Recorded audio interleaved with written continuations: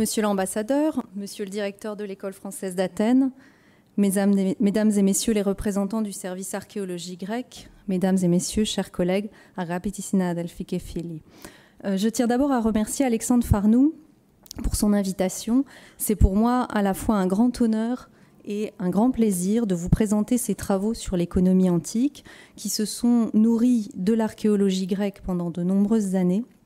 Et c'est un travail qui est issu de mes propres travaux d'épigraphie, mais également de travaux collectifs que j'ai eu le plaisir de conduire à l'École française d'Athènes, ainsi que dans un cadre universitaire français et international, avec plusieurs partenaires. Il s'agit du groupement de recherche international du CNRS, Les marchés dans le monde antique, espaces, pratiques, institutions, et du programme Entrepôts et lieux de stockage dans le monde gréco-romain antique qui a été financé par l'Agence nationale de la recherche en partenariat avec les écoles françaises d'Athènes et de Rome.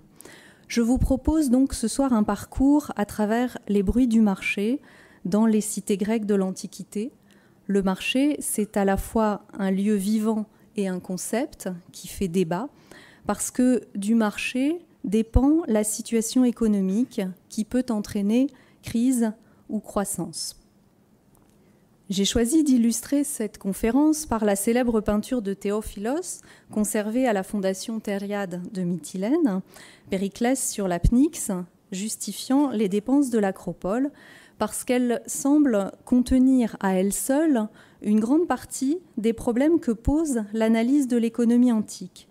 Contrairement aux analystes économistes contemporains qui se fondent à la fois sur des données quantitatives et sur des observations de conjoncture et de tendance, l'historien de l'économie antique a à sa disposition peu de chiffres, des données archéologiques disparates et ruinées sur des sites au contexte divers, peu comparables entre eux. Mais il a aussi beaucoup de textes d'auteurs anciens qui pourrait témoigner d'une pensée économique, d'une conception bien particulière de l'économie qui permettrait d'atteindre des mentalités et par là de définir un système économique qui serait propre aux mondes anciens. L'économie de la Grèce antique, nous l'apercevons donc d'abord par des représentations. Mais ces représentations sont très largement dépendantes de conceptions, voire de préjugés historiographiques, propres aux différentes périodes qui les ont produites et commentées. Périclès sur la Pnyx, justifiant les dépenses de l'Acropole, c'est déjà, si l'on peut dire, un certain modèle économique se justifiant face à la critique internationale. Le peintre illustre ici deux références à la fois, le thème de l'éloge d'Athènes dans l'oraison funèbre prononcée par Périclès d'après l'historien Thucydide au Ve siècle et le thème de l'accusation de l'homme d'État pour des questions financières tel qu'il est illustré par Plutarque au IIe siècle de notre ère. Donc à partir d'une réalité historique difficile à saisir car lointaine et partiellement documentée, deux représentations littéraires retravaillé dans une représentation picturale. Mais le financement de l'Acropole grâce au butin pris sur les Perses, ou grâce aux contributions de la Ligue de Délos, est-ce une juste revanche d'Athènes ou bien un détournement de fonds ? Depuis plusieurs années, des épigraphistes qui ont étudié une autre documentation, une source primaire issue des archives de la cité d'Athènes, les comptes des trésoriers athéniens, ont montré que la comptabilité des finances athéniennes a été tenue avec une très grande exactitude et qu'on n'y trouve pas de détournement de fonds. La reconstruction de l'Acropole, c'est le résultat de la domination d'Athènes sur ses alliés, avec une prospérité qui est fondée sur cette autorité impériale. Mais subsiste toujours dans l'imaginaire collectif l'idée d'un Périclès grandiose, entraînant pourtant Athènes vers sa chute. Périclès a reconstruit l'Acropole, qui fait d'Athènes le phare de la Grèce, mais Athènes a perdu la guerre du Péloponnèse, puis a perdu la bataille de Chéronée devant les rois macédoniens.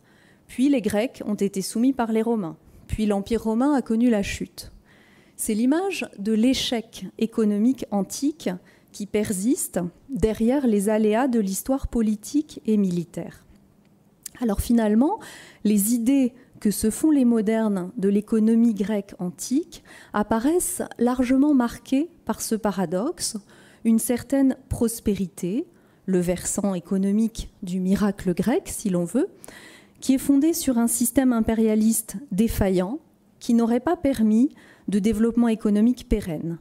Un système politique qui a inventé la démocratie, mais qui n'aurait pas permis l'émergence du capitalisme.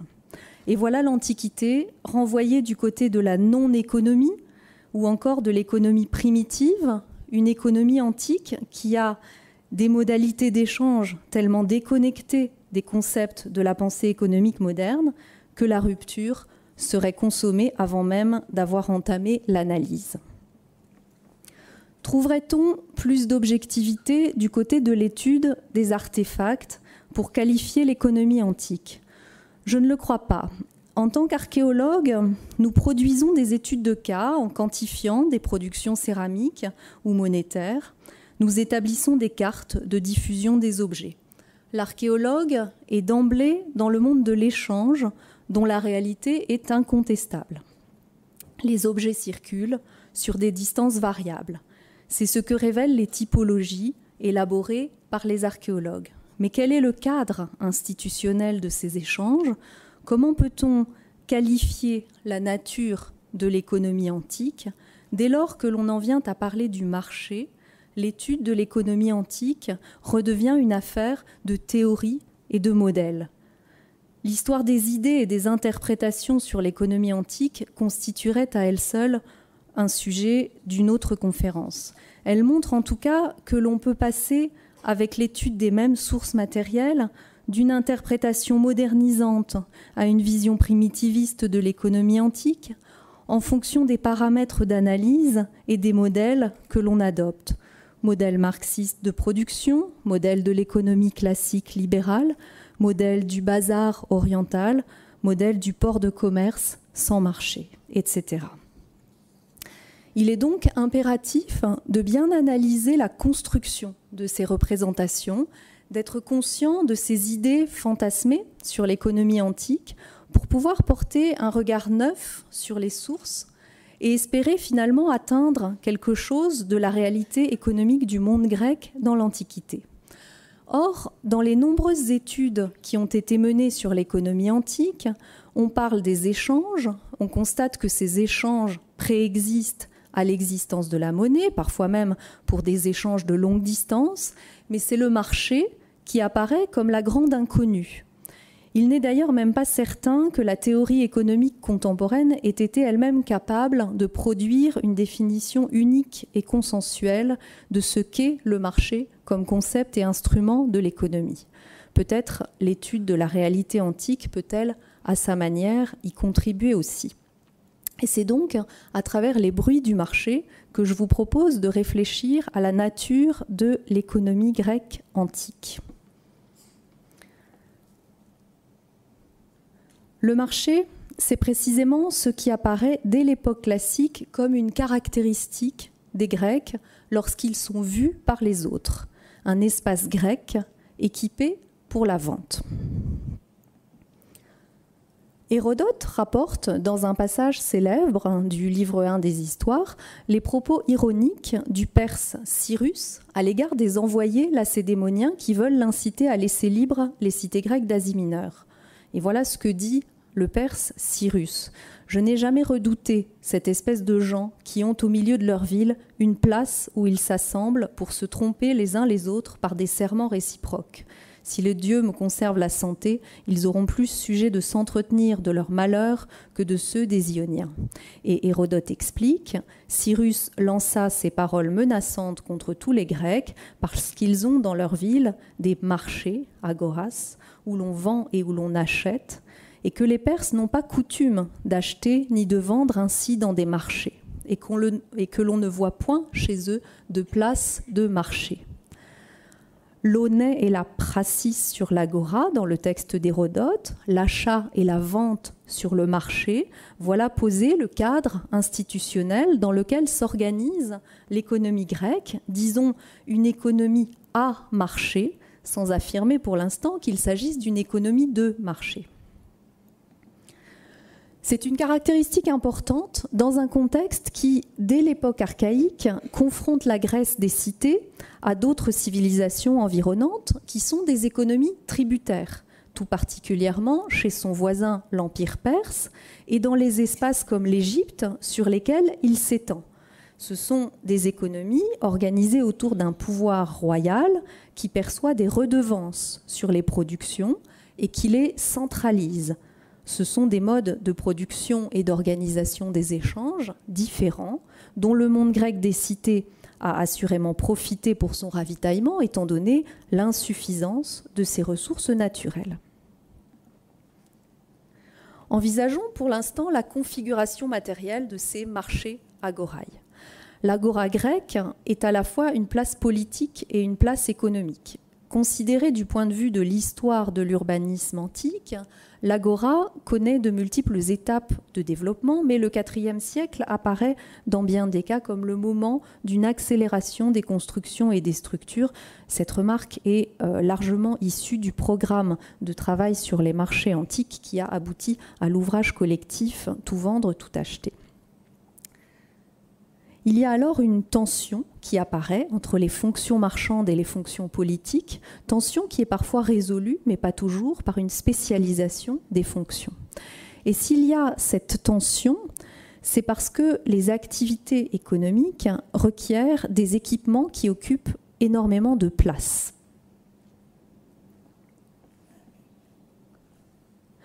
Une agora, entourée de portiques, se présente toujours comme un espace vide, mais c'est une fausse impression. On sait que ces portiques abritaient fréquemment des boutiques ou des oikemata, termes désignant dans les textes épigraphiques des locaux qui se caractérisent par leur polyvalence et peuvent être désignés comme ateliers ou boutiques ou encore bureaux. Mais il faut aussi avoir recours au vocabulaire antique pour donner des mots à des réalités disparues qui révèlent toute une série d'équipements des marchés.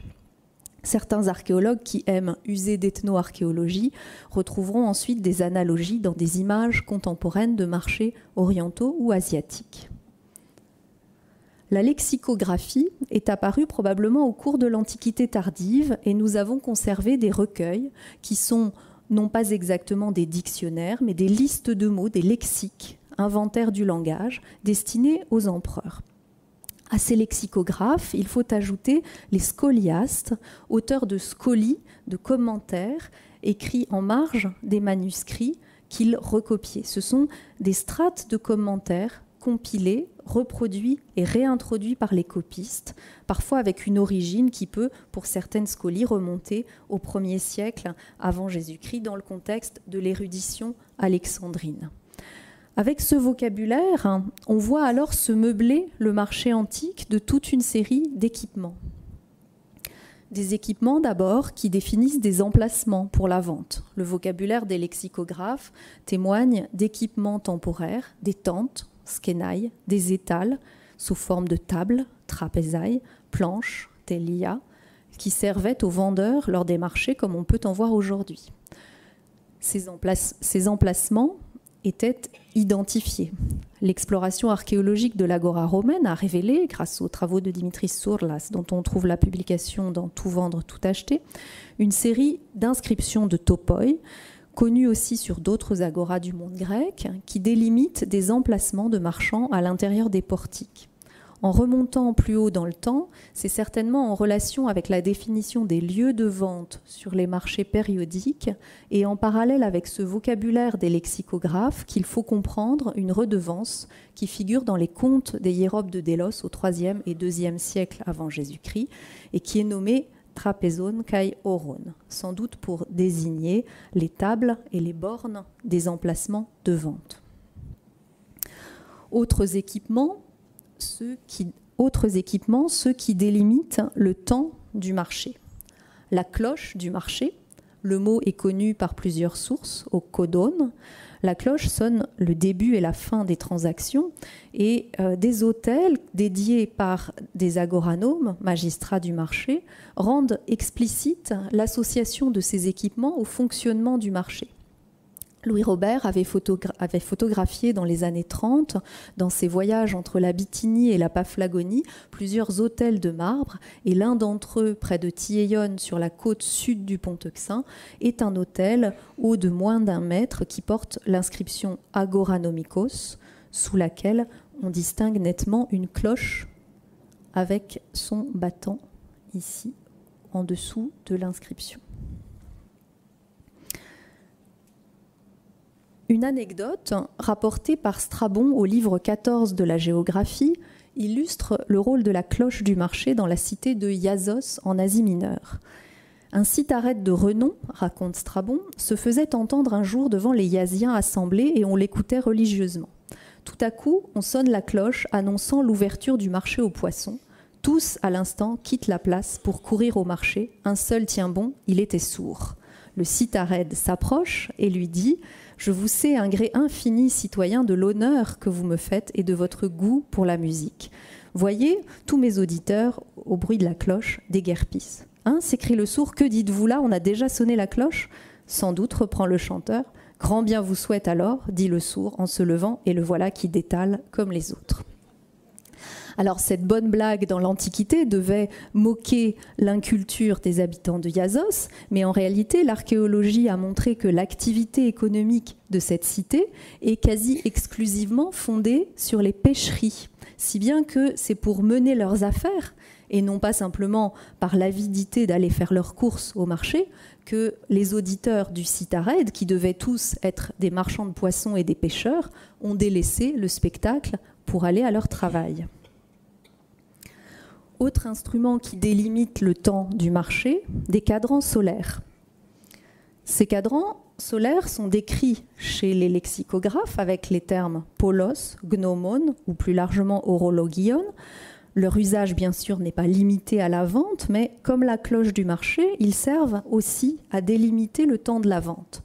Alors on connaît bien sûr à Athènes l'horloge hydraulique de la Tour des Vents, construite à l'initiative du Macédonien Andronikos à la fin du IIe ou au début du 1er siècle avant Jésus-Christ.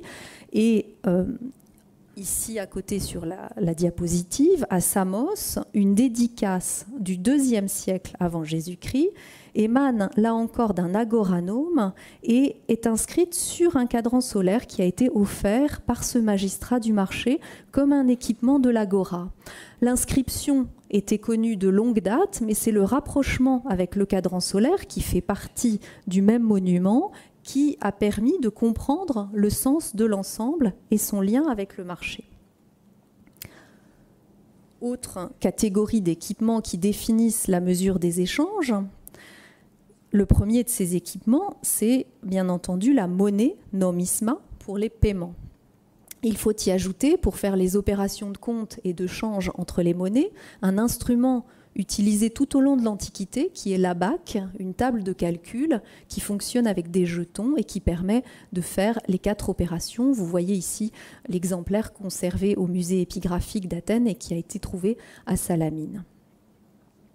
Bien sûr, également les balances, bien connues dans les représentations figurées, comme sur cette coupe, mais on connaît archéologiquement des supports de balance dont le mot est zygostation ou zygostasis ou zygostasia dans les inscriptions. Et on peut par exemple mettre en relation l'emploi de ce vocabulaire dans la fameuse inscription agoranomique du Pirée publiée par George Steinhauer et l'équipement provenant de la cité d'Antioche de Pisidie qui est ici réutilisé comme un décor de fontaine, mais dont le fonctionnement est éclairé par ces modèles de bronze, ce modèle de bronze qui vient de Pompéi. Plusieurs inscriptions portant des règlements de vente mentionnent ta zuga kaita metra, les poids et les mesures de référence, et nous connaissons également d'autres objets bien particuliers qui sont décrits comme des tables de mesure.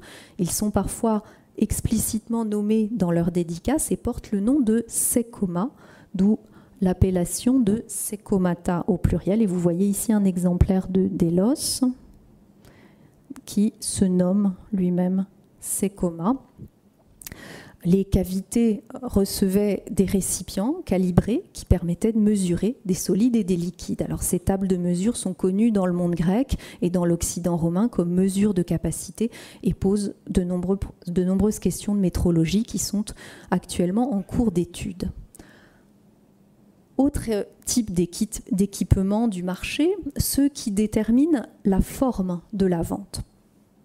Les lexicographes mentionnent des kukloïs, un équipement qui sert à la vente aux enchères pour toutes sortes de marchandises, les meubles, les esclaves, le bétail, le bois, le charbon, etc. Grâce à une étude architecturale de Jean-Charles Moretti et Myriam Finker, nous avons pu retrouver et identifier un exemple de ces kukloïs sur l'agora de Théophrastos à Délos. Le monument, vous le voyez, est situé auprès du rivage, dans l'espace marchand du port, et c'est une construction qui a été offerte comme équipement sur l'agora par un agoranome, Socratès, fils de Socratès, athénien, au début du 1er siècle avant Jésus-Christ, comme en témoigne l'inscription qui est gravée sur le parement externe des 2 têtes de chaperon sur l'entrée du monument. Le fonctionnement de ces kukloïs est éclairé par des textes, des lexicographes et des scolies, mais aussi par des inscriptions et des papyrus. Le cercle définit le périmètre de l'enchère, comme le montre un passage d'un papyrus d'Éléphantine, daté de 223 avant Jésus-Christ, et qui concerne dans l'Égypte lagide la vente des récoltes par affermage et donc par recours aux enchères. Et il apparaît clairement dans ce passage que les kukloïs représentent le lieu où est conclue la vente, désigné comme le cercle de la négociation. C'est à l'intérieur du cercle que l'on peut pratiquer les enchères, qu'il soit permis à qui veut de renchérir tant que l'on se trouve dans les kukloïs, autant qu'on le souhaite. Et on voit bien qu'à la sortie du cercle, le prix est alors fixé. À Délos, on a calculé que 70 personnes pouvaient prendre place autour de la paroi extérieure du petit cercle, donc à l'intérieur du grand cercle, pour mener l'enchère, et les marchandises avec le crieur ou le vendeur devaient être placées à l'intérieur du petit cercle, ici. Un parallèle contemporain dans le souk de Nizwa, au sultanat d'Oman, dans les Émirats arabes, présente quelques similitudes avec le processus de vente que l'on peut reconstituer dans les kukloïs et éclaire un peu le fonctionnement de ces kukloïs sans que le parallèle soit pour autant parfaitement adéquat, parce que ici le cercle central n'est pas utilisé. Vous voyez, c'est le cercle externe qui sert à la vente. Les clients potentiels se placent le long des bordures de l'anneau, assis sur le muret ou debout, et les marchands tournent dans le cercle en menant l'animal à vendre et en criant leur prix jusqu'à ce qu'un acheteur les arrête. Celui-ci observe l'animal et une négociation s'engage. S'il n'y a pas accord, le marchand recommence à tourner avec ses animaux. Les dimensions du souk de Nizwa sont plus vastes que nos kukloïs de Délos, mais on ne peut pas ne pas penser aux ventes d'esclaves et à un passage du lexicographe Harpocration, citant dans son lexique des 10 orateurs un passage d'une comédie perdue de Ménandre, l'Éphésien. À présent, par tous les dieux, il me semble me voir dévêtu dans les kukloïs, courant en rond pour être vendu. Alors ce ne sont pas que les esclaves que l'on vendait aux enchères, et d'autres sources témoignent de la vente de matériaux comme le bois, une marchandise souvent importée et dont la vente faisait l'objet de l'attention des autorités de la cité. Les lexicographes et le vocabulaire des inscriptions font connaître des expressions comme « s'asseoir sur la marchandise », et il revient à l'épigraphiste Philippe Gautier d'avoir démontré que s'asseoir sur la marchandise signifie en grec valider un achat fait aux enchères à partir d'un échantillon d'une marchandise stockée ailleurs sur le port et qui sera payée et enlevée ultérieurement. Le commerce des esclaves et du bétail requiert aussi, dans le cadre des ventes aux enchères, des équipements de montres ou d'exposition. Des inscriptions mentionnent le statarion avec son équivalent latin dans l'Orient romain, le statarium. C'est un mot qui ne se rencontre pas dans les sources littéraires, ni chez les lexicographes, mais qui est attesté par les sources épigraphiques en Asie mineure entre le 1er siècle avant Jésus-Christ et le 2e siècle de notre ère.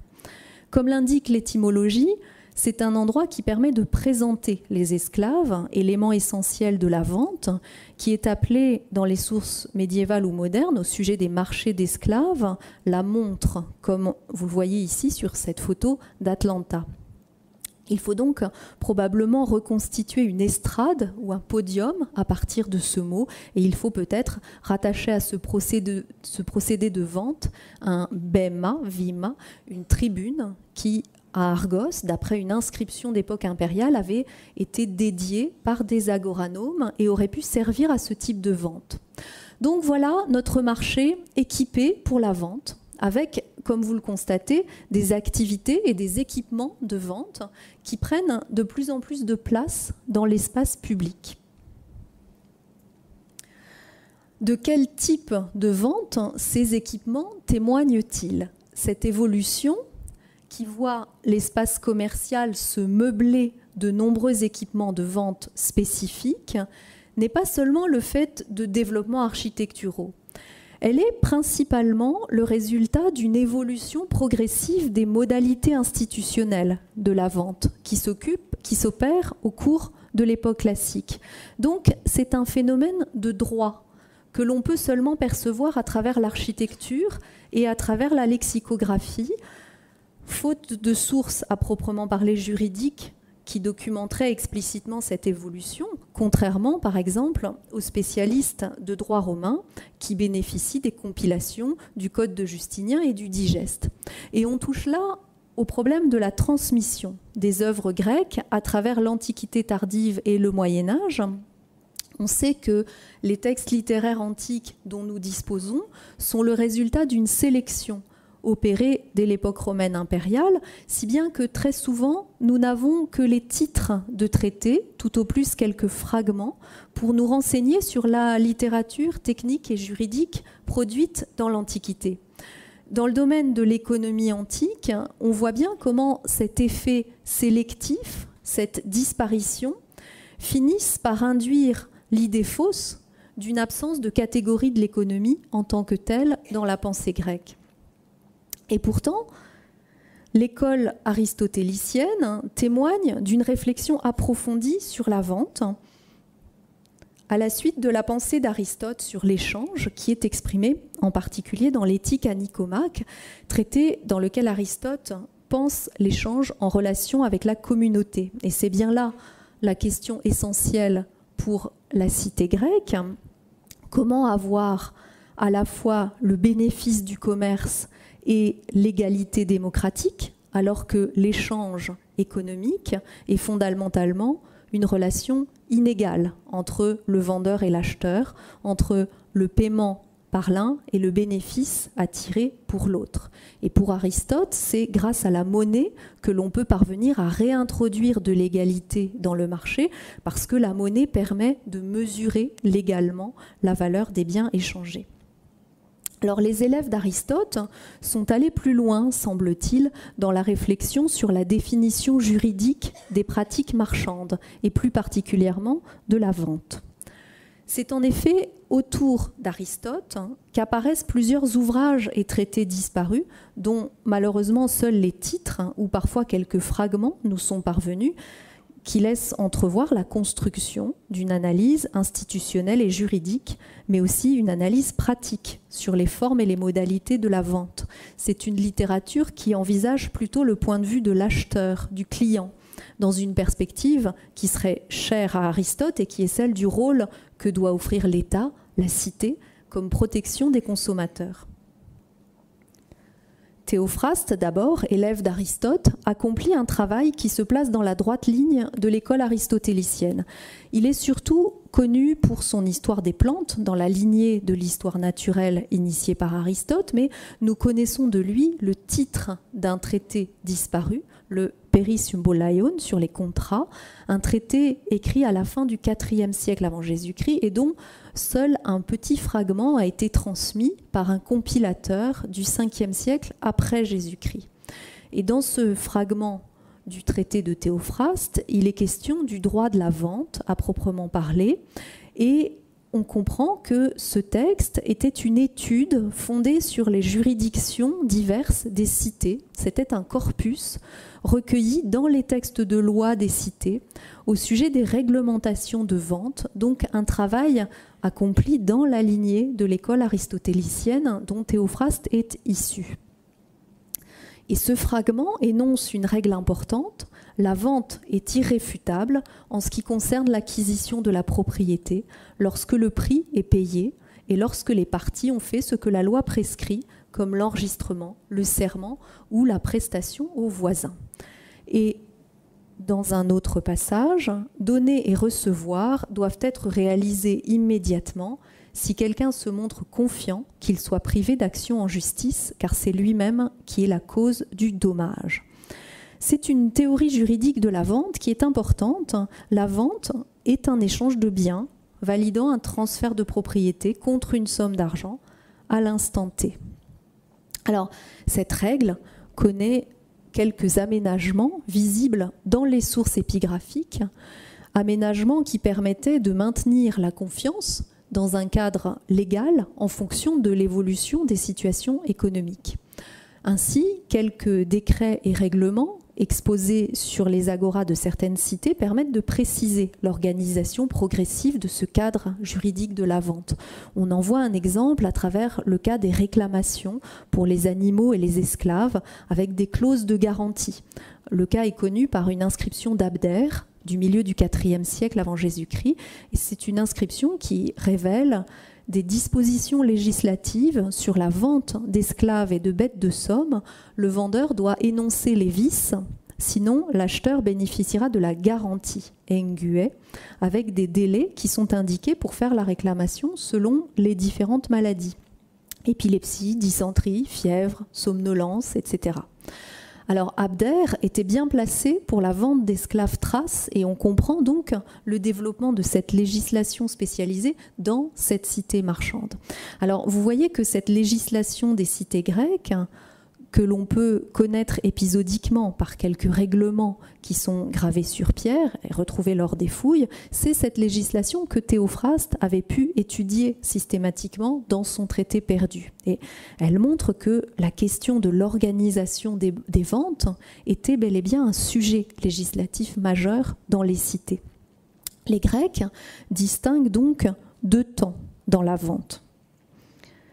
Premièrement, le temps de la négociation qui aboutit à l'établissement du prix, et deuxièmement, le temps du versement du prix négocié qui aboutit au transfert de propriété avec les questions de garantie et de réclamation éventuelle. Donc avant le paiement, c'est le temps de la négociation du prix et de l'établissement de la valeur. Et là-dessus aussi, les penseurs aristotéliciens avaient travaillé. L'un des élèves de Théophraste dans l'école aristotélicienne est Lyncée de Samos, un poète et grammairien du IVe siècle avant Jésus-Christ. Et selon des sources plus tardives, qui ne nous donnent malheureusement qu'un titre d'ouvrage, Lyncée de Samos avait écrit un traité intitulé Techné Opsonétiké, ou l'art de s'approvisionner au marché, dans lequel il enseignait à un ami comment marchander efficacement, comment dus oneistai en grec. Et effectivement, notre enquête au croisement des sources archéologiques et des sources écrites révèle la très grande place occupée par deux formes de vente qui sont liées l'une à l'autre, la pratique des enchères comme forme principale de négociation et de conclusion de la vente, avec tout ce qui l'accompagne, la criée, le rôle du héros public, mais aussi le rôle du marchandage par la mise en concurrence dans la fixation du prix sur les marchés. Cette constatation va à l'encontre d'une bibliographie abondante qui a mis l'accent sur ce que l'on pensait être une spécificité des marchés grecs antiques, des pratiques de fixation des prix qui seraient très en amont du marché, des prix qui seraient très contrôlés par l'autorité étatique, en l'occurrence par les magistrats civiques chargés du contrôle des marchés, qui laisserait entrevoir un modèle d'économie fortement étatisé, fortement régulé par l'autorité de la cité, selon un schéma dans lequel le politique prime sur l'économique, qui l'englobe en totalité. La croyance des historiens de l'Antiquité en un idéal de la cité grecque régulatrice les a souvent conduits à développer une interprétation selon laquelle les magistrats de la cité auraient eu le pouvoir de fixer ou de contraindre autant que possible les prix du marché. Peut-être que cet effacement dans l'analyse historique moderne de la réalité du marchandage dans la Grèce antique vient aussi du fait que le marchandage, c'est un cliché oriental qui, dans notre imaginaire, renvoie la Grèce antique au monde de l'Orient, au monde du bazar oriental, alors qu'une autre partie de notre imaginaire collectif la rattache aux valeurs européennes. En travaillant sur les représentations, Edward Said et à sa suite d'autres chercheurs qui ont travaillé plus spécialement sur la Grèce moderne, je pense par exemple au travail de Sophie Bache sur le misélénisme de l'époque moderne, ces chercheurs ont bien mis en évidence les ambiguïtés de ces interprétations. L'orientalisme, c'est un ensemble de caractéristiques définies par la pensée occidentale. C'est l'Orient créé par l'Occident, pour reprendre la formule d'Edward Said dans son ouvrage fondateur L'orientalisme. Alors dans notre imaginaire économique, le marchandage, c'est aussi l'un de ces clichés qui fondent les caractéristiques de ce que nous appelons l'orientalisme. Mais qu'en est-il dans les sources ? Dans les sources archéologiques et littéraires grecques de l'Antiquité, la pratique de la négociation, du marchandage sur les prix, de particulier à particulier, de même que l'utilisation des enchères dans les ventes organisées par l'autorité civique sur le marché, sont attestées très largement. Si l'on regarde attentivement les témoignages, il apparaît que le marchandage est l'unique moyen d'établir la valeur et de déterminer le prix à payer sur les marchés du monde grec antique. Les exemples sont très nombreux dans les sources littéraires et particulièrement dans la Nouvelle Comédie, qui est produite à partir du IVe siècle avant Jésus-Christ et au début de l'époque hellénistique. Le problème est que la majeure partie de ces œuvres est perdue car elle n'a pas été copiée au cours de l'Antiquité tardive. C'est encore une portion de littérature antique qui a été victime, comme les traités d'économie, du phénomène de sélection et de non-transmission qui s'est opéré dans la culture de l'époque romaine. Nous connaissons seulement quelques fragments de ces comédies, car elles étaient citées par des auteurs plus tardifs, comme Athénée, et c'est pourquoi c'est une source trop peu utilisée par les historiens. Athénée de Naucratis était un érudit et grammairien du IIe siècle après Jésus-Christ, qui a compilé des citations d'auteurs antiques dans un immense ouvrage intitulé « Le banquet des sophistes », de même que Plutarque a écrit à la même époque des propos de table. En suivant le fil de la conversation, ces convives savants enchaînent les citations et les réflexions en puisant largement dans leur connaissance de la comédie. Athénée cite ainsi de nombreux passages de comédies disparues. Et certaines de ces citations illustrent bien le phénomène du marchandage dans la lignée d'Aristophane, qui au 5e siècle avant Jésus-Christ mettait en scène avec jubilation dans les Acarniens les comportements de ses semblables sur le marché. Eh bien, les auteurs de comédies du IVe siècle et du IIIe siècle avant Jésus-Christ ont souvent utilisé la figure du marchand de poissons comme ressort du comique de situation et mis en scène des négociations au marché. Par exemple ici, Alexis, dans sa comédie intitulée « Le glaucomateux », retranscrit ainsi une négociation entre un marchand de poissons et un client potentiel. Et si on demande « Combien pour ces 2 mulets ?» 10 oboles. C'est cher. Tu accepterais 8 oboles ? Oui, pour l'un des deux. Accepte et cesse de plaisanter, ami. À ce prix, va-t'en. Ici, c'est le vendeur qui est le plus fort et qui maintient son prix. Mais ce n'est pas toujours le même rapport de force. Diphile, dans une autre pièce de théâtre, Le commerçant, montre comment un riche accapare les meilleurs produits du marché en parvenant, grâce à ses ressources, à en être toujours le premier acquéreur. Et il fait monter les prix parce qu'il a les moyens de payer cher. À cause de toi, personne ne peut recevoir sa part de poisson. Tu as réduit notre cité à un marché aux légumes. Nous nous battons pour du persil, comme aux jeux ismiques. Un lièvre est arrivé, tu t'en empares aussitôt. Par Zeus, à cause de gens comme vous, on ne peut même plus voir voltiger une perdrix ou une grive, et tu as fait grimper en flèche le prix du vin étranger. D'autres sources, d'un genre proche, témoignent aussi du marchandage dans des boutiques. Un mime d'Hérondas, auteur de scénettes comiques, à Kos, au IIIe siècle avant Jésus-Christ, se passe dans la boutique du cordonnier et marchand de chaussures, Kerdone. La boutique de Kerdone est tout d'un coup envahie par un groupe de dames élégantes qui veulent voir toutes les paires de chaussures, créant beaucoup d'affolement chez le marchand, d'autant plus que ses esclaves, paresseux comme il se doit, se laissent vite déborder par ses clientes envahissantes, et Hérondas montre une scène de marchandage dans laquelle Kerdone défend sa marchandise en justifiant très précisément ses prix par les dépenses auxquelles il doit faire face, le coût de la matière première, le coût des intermédiaires, le coût de l'entretien de ses esclaves et de sa boutique et même de sa maisonnée. Et les femmes, de leur côté, tentent de l'amadouer pour lui faire baisser ses prix. Alors cette pratique d'établissement des prix explique le recours à la cloche du marché et au cadran solaire qui détermine le temps de la négociation. Elle trouve aussi une extension dans les ventes aux enchères, organisées dans le cadre des marchés périodiques en utilisant les kukloi dont nous avons parlé. Je viens de citer des sources de différentes époques, mais cette façon de vendre par le marchandage et par les enchères paraît vraiment inhérente au développement de l'agora comme place de marché dès l'époque classique. Une scolie à un vers d'Aristophane, Les Cavaliers, donne une définition des kukloi qui est reprise au lexicographe comme un lieu de forme arrondie dans lequel étaient vendues les marchandises. C'est ce qu'on a vu avec l'exemple archéologique. Mais que dit le vers d'Aristophane en question qui suscite cette explication? Vous voyez que c'est un vers qui décrit l'homme politique athénien Cléon, un marchand de cuir, le paphlagonien Rapas Braillard, avec une voix de Kyklovoros. Alors pour cet adjectif employé par Aristophane à propos de Cléon, les commentaires modernes invoquent souvent à tort le parallèle avec le torrent attique qui s'appellerait Kyklovoros. Mais en réalité, quand on met ensemble le texte et la scolie, on voit bien qu'il s'agit d'un jeu de mots d'Aristophane sur voros, vorace et les kukloi.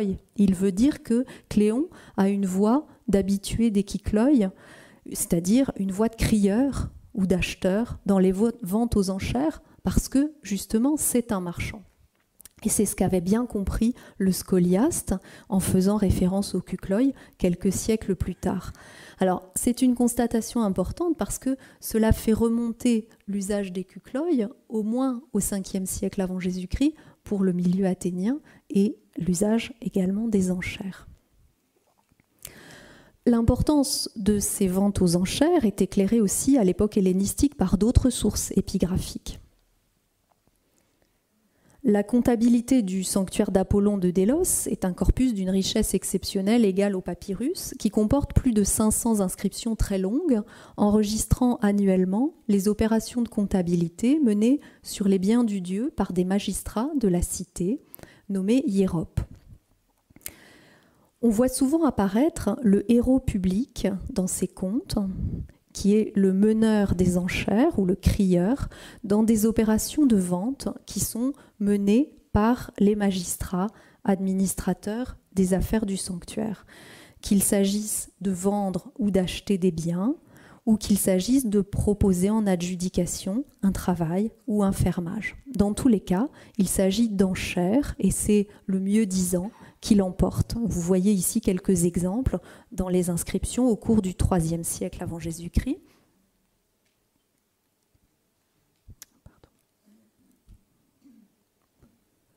Ici, pour la mise en vente de matériaux issus d'une maison en ruine, qui sont donc des matériaux qui sont vendus sur l'agora par l'intermédiaire du héros. Ici, pour la mise en adjudication d'une construction par l'intermédiaire du héros, et ici pour l'achat d'un esclave à l'agora par l'intermédiaire du héros. Tout cela, ce sont donc des ventes aux enchères. Alors, derrière ces instruments et ces équipements, derrière ces pratiques de vente, on note l'importance de la mesure, de la délimitation du temps et de l'espace, et on voit qu'il s'agit de ventes encadrées par tout un appareil de procédures juridiques et législatives. Le marché est indissociable des institutions de la cité, comme en témoigne en premier lieu l'existence, dans la plupart des cités grecques, de magistrats chargés de surveiller les activités marchandes et appelés généralement agoranome. Ces magistrats n'ont pas pour fonction de fixer les prix. Ils sont chargés de veiller au bon déroulement des transactions et peuvent, le cas échéant, intervenir pour peser dans la négociation. Plusieurs décrets honorifiques adoptés par les assemblées civiques en l'honneur de leurs agoranomes louent la capacité qu'a eue un magistrat au cours de sa charge de persuader des marchands de faire baisser leurs prix. Et c'est sans doute par ce rôle de négociation et de persuasion qu'on peut expliquer l'existence de dédicaces d'agoranome à deux divinités, Hermès comme dieu du commerce et, plus surprenant, Aphrodite comme déesse de persuasion. Et vous voyez ici l'exemple à Délos d'une dédicace d'agoranome à Hermès et Aphrodite. Donc, on marchande sur l'agora grecque, mais on est en même temps bien loin du modèle oriental du bazar. Le bazar oriental, c'est le lieu du pouvoir des réseaux de marchands, avec peu de contrôle de la part de l'État.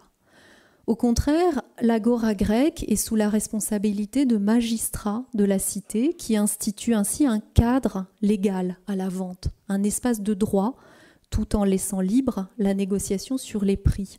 On peut donc avoir à la fois le marchandage et le contrôle institutionnel. Et c'est la grande leçon du marché de la Grèce des cités. Mais les bruits du marché, pour les économistes contemporains, c'est aussi cet ensemble d'informations qui proviennent des tendances au jour le jour et qui déterminent les comportements sur les marchés financiers. Alors demandons-nous pour finir quel rôle joue le marché dans l'économie de la Grèce des cités. En quoi ce marché, qui est une spécificité grecque, de même que ses pratiques de vente, aboutit-il à un fonctionnement économique? Est-ce que le marché crée les conditions d'une économie plus performante qu'ailleurs dans le monde grec antique? À l'époque classique, le monde grec des cités est entouré d'économies tributaires qui sont le mode de fonctionnement des puissances environnantes et qui lui permettent très largement de nourrir sa population. On comprend aussi, par ces circonstances, que la Grèce des cités ait développé le concept du marché comme moyen de répondre à l'impossibilité de l'autosuffisance du territoire grec. Dès lors que l'autarcie ne peut pas être l'unique modèle économique de la cité grecque, c'est le marché qui devient en grande partie l'instrument de sa croissance. La croissance en grec, c'est l'auxessis, un concept auquel toute cité grecque était attachée, au point qu'on retrouve ce mot, par exemple, dans le serment des éphèbes athéniens. Ainsi, la multiplication des marchés dans le monde grec des cités a constitué un facteur fondamental de développement économique en ouvrant le champ des possibles pour les acteurs du commerce. L'agora est un lieu qui concentre la clientèle, qui permet de faire des affaires compétitives en un même lieu, mais c'est aussi un lieu qui permet de se faire connaître et reconnaître pour sa réputation vis-à-vis des autorités de la cité, mais aussi vis-à-vis des citoyens qui sont en même temps les clients. Plusieurs exemples témoignent des affaires qui sont réalisées par les marchands à différents niveaux. La comédie, on l'a vu, a mis en scène de manière récurrente les profits des marchands de poissons qui sont décrits à la fois comme frustes et riches, des profits présentés toujours comme frauduleux parce que le poisson, c'est bien connu, est vendu beaucoup trop cher alors qu'il n'est jamais aussi frais que les marchands le prétendent. À une autre échelle, le corpus des plaidoyers attiques montre les profits réalisés par le commerce de grande navigation qui suppose un système d'interaction entre les prêteurs de capitaux, les propriétaires de navires et les négociants importateurs. On comprend à la lecture de cette documentation que le système du crédit est au cœur de ce milieu d'affaires. Plusieurs textes montrent que les bénéfices réalisés dans l'import-export permettaient à ces négociants de se constituer un capital et de devenir à leur tour prêteurs pour faire fructifier ce capital. Dans le Contrapaturios du corpus démosthénien, un marchand témoigne qu'il a réussi dans les affaires maritimes et devient prêteur à son tour pour faire fructifier son capital. Il y a longtemps de cela, j'ai été impliqué dans le commerce extérieur et jusqu'à un certain moment, j'ai risqué ma vie en mer. Il y a environ 7 ans, j'ai cessé d'entreprendre des expéditions et puisque je possédais une certaine somme d'argent, j'ai tenté de la faire fructifier dans les prêts maritimes. Ce sont donc des fortunes qui se constituent avec des capitaux productifs à partir d'un système de risque qui est celui de la navigation de haute mer. Et on touche là à des formes de croissance par redistribution qui constituent l'un des moteurs de l'économie grecque antique. Avec la conquête de l'Empire perse par Alexandre le Grand et l'élargissement considérable du monde grec qui s'opère à l'époque hellénistique, l'économie grecque ne devient pas pour autant une économie tributaire après avoir absorbé l'Empire perse. La persistance du marché comme mode d'organisation de l'économie est un phénomène marquant aussi bien dans la Grèce hellénistique des cités qu'à l'échelle de l'économie royale. Pour les rois hellénistiques, les marchés des cités sont le moyen d'écouler les stocks de grains et de marchandises produites sur les terres royales. Plusieurs documents épigraphiques témoignent d'exemptions de taxes qui sont accordées par les rois pour inciter les marchands à venir acheter du grain dans les réserves royales pour l'importer sur les marchés des cités grecques. Ces marchés des cités grecques sont donc, grâce à la monnaie, un formidable instrument de transformation d'une richesse en nature en un capital monnayé que le trésor royal pourra réinvestir, que ce soit pour l'évergétisme ou pour la guerre par l'embauche de mercenaires. Mais avec cet élargissement du monde grec, l'organisation du commerce évolue et avec elle, la manière de faire des bénéfices et de créer de la croissance. Dès l'époque archaïque, les Grecs avaient développé des comptoirs commerciaux. Les emporia étaient des places de commerce installées en dehors du monde grec, des comptoirs qui servaient d'interface aux commerçants grecs pour l'échange des marchandises. Mais le mot emporion désigne aussi, dès l'époque classique, de grands ports de commerce comme le Pirée qui servent de marché de redistribution pour l'ensemble du monde égéen. À l'époque hellénistique, le rôle de ces grands centres de redistribution devient crucial dans l'organisation des échanges méditerranéens et Délos est ainsi, d'après les mots de Pausanias, koinon Hellenon emporion, emporion commun des Grecs, comme l'avait été le Pirée à l'époque de Périclès et d'Isocrate. Le programme ANR, entrepôts et lieux de stockage dans le monde gréco-romain antique, dont une partie a été consacrée au réexamen des vestiges du front de mer de Délos, a permis d'éclairer cette activité du grand marché de Délos hellénistique. Les inscriptions administratives révèlent l'existence d'activités et de bâtiments de stockage dès le milieu du IIIe siècle, donc des activités qui préexistent à la création du port franc par Rome à partir de 167. Ce port franc n'est pas une création ex nihilo.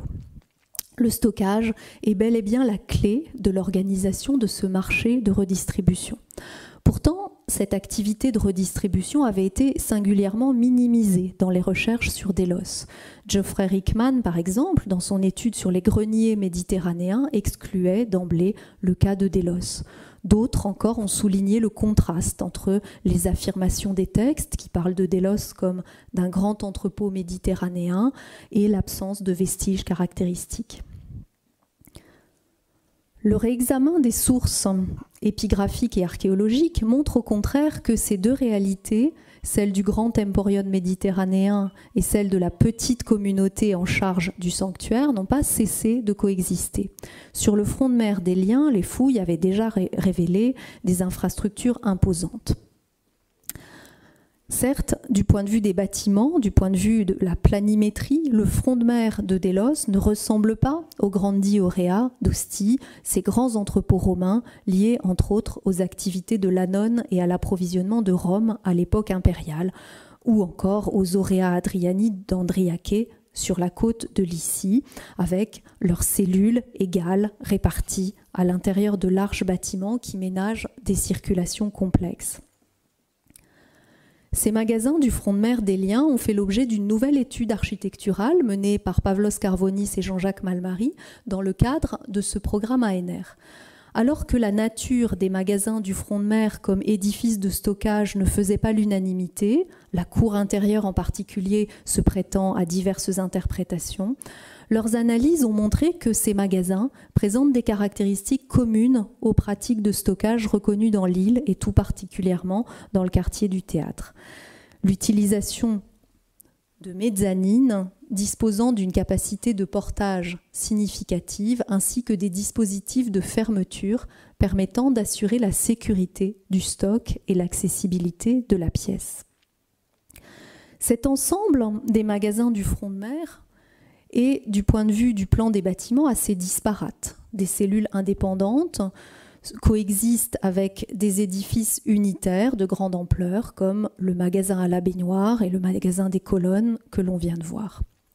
Mais on note l'effet unitaire constitué par l'aménagement du front de mer des Liens sur la base d'un module d'environ 900 m² de surface qui est reporté tout au long du rivage.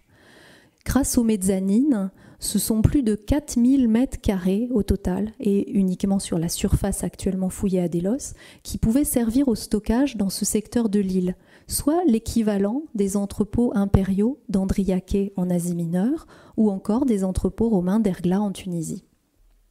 Étant donné l'étroitesse du territoire insulaire, c'est énorme, et ce chiffre dit à lui seul l'importance de cette activité de commerce de redistribution. En réalité, c'est plus d'1 kilomètre de structure de stockage continu que fait apparaître le front de mer des Liens, de l'Agora des Compétaliastes jusqu'au Dioscourion vers le sud de l'île. Toute la façade maritime était composée de pièces de stockage, tandis que les pièces arrière et les étages pouvaient revêtir des fonctions variées de stockage et d'activité en lien avec le travail des entrepositaires, parce que, parallèlement aux espaces de conservation des stocks, l'activité d'entrepositaire impliquait, comme on le voit plus clairement ailleurs dans la documentation romaine, des opérations financières et administratives qui nécessitaient des espaces de bureaux, d'archivage et de gardiennage. L'apport de l'étude architecturale est complété par l'étude du vocabulaire. Pour décrire cette nouvelle réalité du stockage et du marché de redistribution de Délos, un nouveau terme apparaît dans les inscriptions, celui de réservoir, ekdokeion. Ce terme rend bien compte de l'évolution de la période hellénistique qui voit le développement de grands entrepôts et ports de commerce sur les routes maritimes méditerranéennes. Il ne s'agit pas de créer des réserves, mais bien des réservoirs, des marchés équipés d'entrepôts qui permettent de rassembler des marchandises de diverses provenances pour les redistribuer. Et dans la richesse et les profits générés pour les hommes d'affaires et les négociants par cette activité de redistribution, on comprend la prospérité et la croissance de la Délos du IIe et du 1er siècle avant Jésus-Christ, qui associe les milieux de la finance, de la banque et du commerce. Mais cette croissance à Délos, comme ailleurs, connaît aussi des crises qui sont largement politiques et militaires. Au 1er siècle avant Jésus-Christ, la lutte de Mithridate et de ses troupes contre l'autorité de Rome entraîne le monde grec dans une guerre meurtrière et lourde de conséquences économiques qui ruine un bon nombre de cités, contraintes de verser à Rome de lourdes indemnités de guerre et d'assumer des réparations importantes dans les villes et les campagnes. Mais les chercheurs qui ont étudié la documentation relative aux finances des cités grecques quelques siècles plus tard aboutissent à la conclusion qu'il y a bien eu un redressement. Sans que l'on puisse généraliser cette constatation, que les sources ne permettent de traiter qu'au cas par cas, il semble bien qu'à l'époque impériale, les cités grecques soient sorties du contexte de crise financière qui était sensible au 1er siècle avant Jésus-Christ. Pourtant, si l'on écoute le point de vue des sources romaines, c'est une toute autre image qui apparaît. Dans les premiers siècles de notre ère, l'ingérence des magistrats romains dans les affaires des cités grecques semble trouver à maintes reprises des justifications dans la mauvaise gestion locale. Tout comme la correspondance de Cicéron à Atticus avant eux, la correspondance de Pline avec l'empereur Trajan, dont on sait en même temps la part de topos littéraire qu'elle contient, cette correspondance appuie cette argumentation à propos des finances de la cité de Prusse. Voilà ce que Pline écrit à l'empereur Trajan. Maintenant que j'examine les dépenses de la cité de Prusse, ses revenus, ses créances, plus je fais ce travail, plus je me rends compte de sa nécessité. Beaucoup de sommes sont pour diverses raisons détenues par des particuliers. En outre, certaines dépenses sont engagées trop à la légère.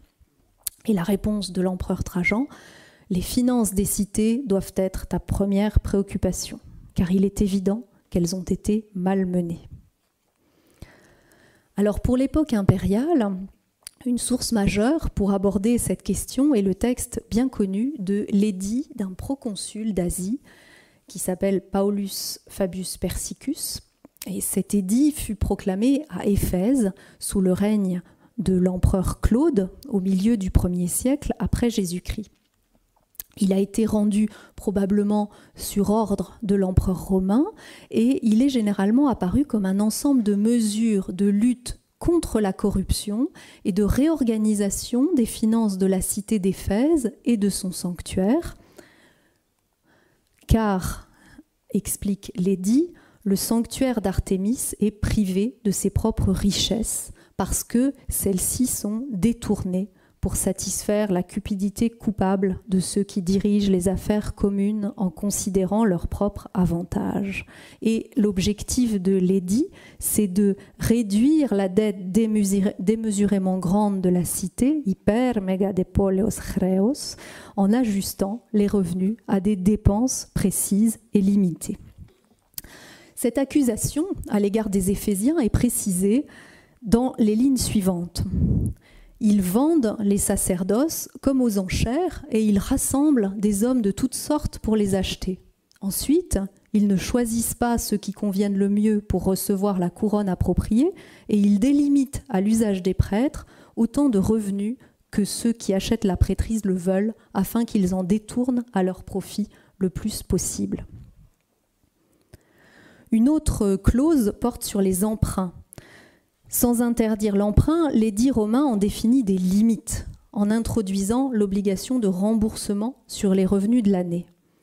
De même, je désire qu'aucun des prêtres d'Artémis ou des magistrats annuels n'emprunte de l'argent au nom du trésor public, excepté dans les limites de ce qu'il peut rembourser sur les revenus de l'année. Et si quelqu'un hypothèque le revenu de l'année suivante, je désire que le créancier ait le droit de recouvrer l'argent versé, c'est-à-dire sur les biens propres du magistrat qui aurait emprunté. Alors ce document montre la confrontation de deux modèles, le romain et le grec. Ce qui se joue là est à mon avis moins une crise que l'opposition entre deux visions différentes du fonctionnement de l'économie et des finances, opposition qui a probablement été sous-estimée par les historiens de cette période. Rome invoque contre les Éphésiens, en les accusant de corruption, des pratiques qui sont courantes dans les cités grecques, mais qui paraissent irresponsables aux yeux d'un Romain. Premièrement, le recours très développé au crédit entre la caisse publique et la caisse des sanctuaires, et c'est ce système de transfert de fonds d'une caisse à l'autre qui est bien connu dans les cités grecques hellénistiques et qui explique, comme c'est le cas à Délos, la capacité des cités à bénéficier de liquidités. Les cités grecques qui disposaient sur leur territoire d'un grand sanctuaire bien pourvu de liquidités l'ont utilisé très efficacement comme une banque de prêts. Deuxièmement, deuxième reproche que font les Romains aux Grecs, le fait de faire fructifier les revenus publics en vendant des charges civiques pour assurer des rentrées d'argent dans la caisse de la cité.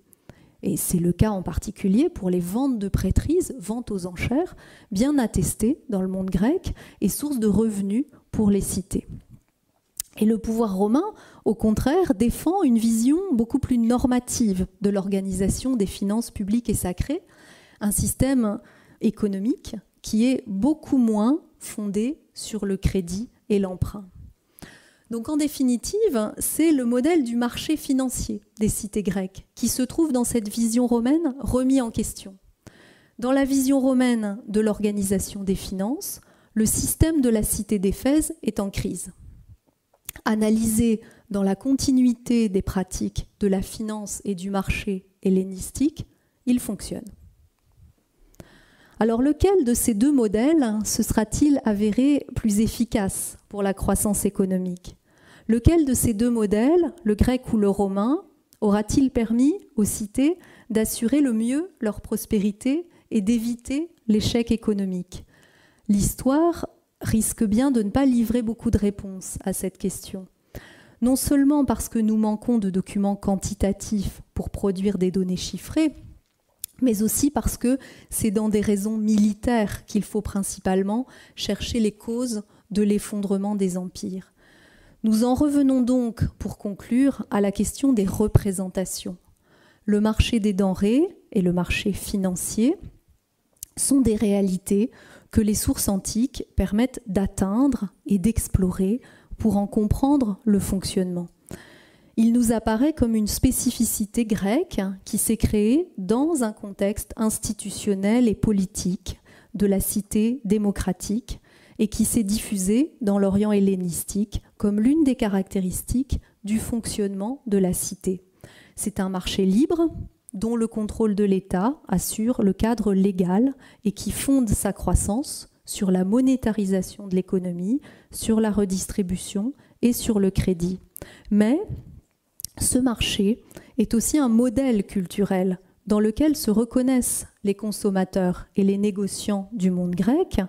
Et comme le suggérait déjà Hérodote dans l'anecdote au sujet des Perses, les Grecs se reconnaissaient dans ce mode de fonctionnement, celui d'une économie fondée sur le marché agora, qui est aussi une forme d'identité dans la confrontation aux autres. Sans doute faut-il alors réfléchir davantage à ce que, dans l'analyse historique, nous appelons crise économique. Au-delà des crises politiques et militaires avérées, la crise économique est peut-être moins une question de résultats économiques qu'une affaire de représentation culturelle de la part des sociétés. C'est lorsqu'un modèle de marché se trouve confronté à un autre qui lui est opposé qu'apparaît la notion de crise. Quant à la prospérité et à la croissance, pour les Grecs de l'Antiquité, elle ne dépendait guère du système économique, mais surtout de la fortune, la tuké, itihi, tutélaire des cités. Je vous remercie de votre attention.